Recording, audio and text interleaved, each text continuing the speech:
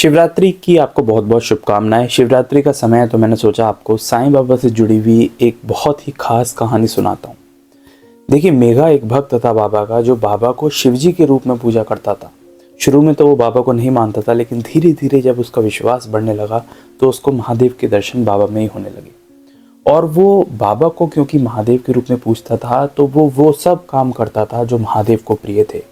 जैसे कि वो बेलपत्र लेके आता था जंगलों से ढूंढ कर बाबा के लिए, साथ ही में बाबा को स्नान करने की व्यवस्था करता था, और बाबा की जो तीनों टाइम की आरती होती है वो एक पैर पर खड़े होकर करता था।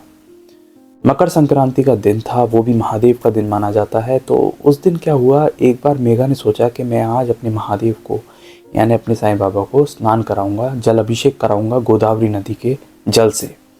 और इस वजह से वो सुबह जल्दी उठ गया और वो गया दूर, मीलों दूर घूमते घूमते गोदावरी नदी का जल लेकर आया और बेलपत्र लेकर आया और द्वारका माई में आकर रख दिया। उस दिन जो था, बाबा की बिल्कुल भी इच्छा नहीं थी स्नान करने की। वो साईं बाबा को उठाता है और बोलता है कि बाबा, आज मकर संक्रांति का दिन है, मेरे महादेव का दिन है, तो मैं अपने गुरु, अपने इष्ट देव को स्नान कराऊंगा। ये जल मैं लेके आया हूँ गोदावरी से, तो आप आइए, बैठिए और मैं आपको स्नान कराऊंगा।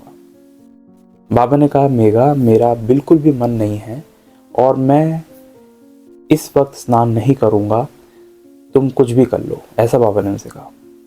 फिर भी जो मेघा है वो छोटे बच्चे की तरह बिल्कुल जिद पे अटक गया कि नहीं बाबा, मैं आपको स्नान करा के रहूँगा, आपके लिए मैं गोदावरी से जल लेकर आया हूँ, बेलपत्र लेकर आया हूँ, और आज मकर संक्रांति का दिन है, इतना पावन दिन है, तो आपको स्नान करना ही पड़ेगा।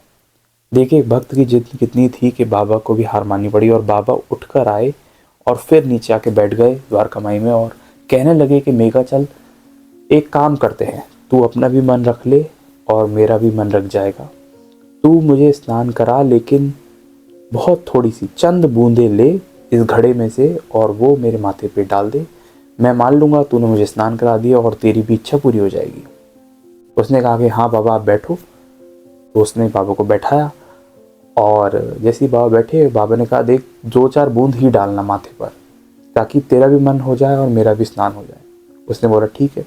उसने उठाया घड़ा और जो होगा देखा जाएगा, बाबा गुस्सा करेंगे तो गुस्सा करेंगे, डांटेंगे तो डांटेंगे, जो होगा देखा जाएगा। उसने वो घड़ा उठाया पानी का और पूरा का पूरा बाबा के ऊपर उड़ेल दिया, हर हर गंगे हर हर महादेव करके। और वो मस्ती में झूमने लगा कि जैसे मैंने आज स्नान करा दिया बाबा को, मकर संक्रांति का दिन था, मेरी मेहनत सफल हुई। वो झूमने गाने लगा। इतने में एक चमत्कार हुआ। वो देख के हैरान हो जाता है। जब वो घड़ा वापस नीचे रखता है तो देखता है कि बाबा का पूरा शरीर जो है वो एकदम सूखा था, जैसा कि बाबा ने कहा था कि चंद बूंदे ही मेरे माथे पर डालना। वही हुआ। जब मेघा ढंग से निहारता है तो वो देखता है कि बाबा के सारे कपड़े, सारा बदन सूखा हुआ है, एक बूंद तक नहीं है पानी की। सिर्फ 4 बूंदें उनके माथे पे डली हुई हैं, जैसे कि बाबा ने उससे कहा था कि तू इससे ज़्यादा मुझे मत नहलाना।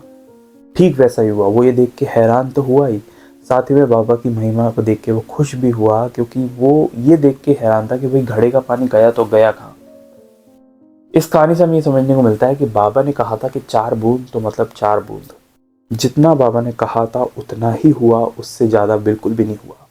और ऐसा ही हमारे पे निर्भर करता है, ऐसे ही हम पर लागू होता है कि जो जो बाबा हमसे चाहते हैं या जो जो वो करवाना चाहते हैं, ठीक उतना ही होता है, उससे ज़्यादा नहीं होता। और ये मेघा की कहानी का सबसे बड़ा एग्जाम्पल है।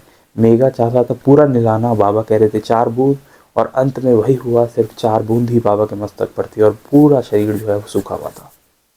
बाबा ने मेघा की भी लाज रख ली और साथ ही में ये मैसेज भी दिया कि जो वो चाहते हैं, जैसा वो चाहते हैं, वैसा ही होता है। उम्मीद है आपको ये कहानी जानकर अच्छा लगा होगा, और इसी तरह ढेर सारी असली कहानियाँ बाबा से जुड़ी हुई, बाबा के भक्तों से जुड़ी हुई इस चैनल पर अपलोडेड है, जिन्हें जाकर आप देख भी सकते हैं। मैं बाबा से जुड़ी हुई कहानी पढ़ता रहता हूँ, समझता रहता हूँ और आप तक पहुँचाता रहता हूँ। अगर आप इस चैनल पर नए हैं तो इस चैनल को सब्सक्राइब करके ज़रूर जाइएगा। मिलेंगे एक नेक्स्ट वीडियो में एक नई कहानी के साथ। तब तक के लिए ओम साई राम।